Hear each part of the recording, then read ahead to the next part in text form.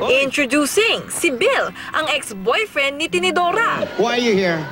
I'm here. I realize it's only you in my heart. Now, Tila nakahalap na kakampi si Bill kay lola ni Dora. nasa tamang edad ka na. Si Yaya at si Alden, naghihintay ng tamang panahon. Ikaw, nalipasan na ng panahon. Pero ang ending, I'm sorry, but you need to go back to US.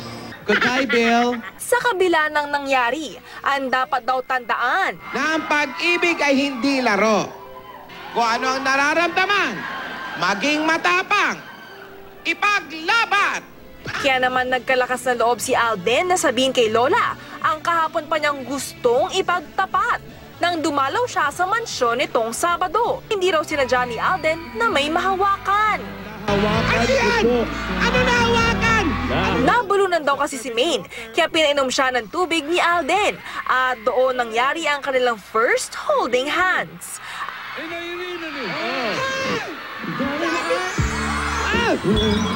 Alden!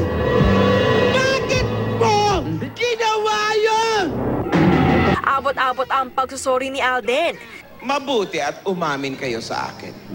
Hindi niyo natupad ang isang hiling ko. Papayagan ko na sana kayong manood ng sine at kumain sa labas na kayo lang dalawa. Si Yaya, napasalita tuloy para lambingin si Lola. I love you, Lola! Mabutit na himasmasan si ni Dora, lalo na't weeksary ulit ng Aldab.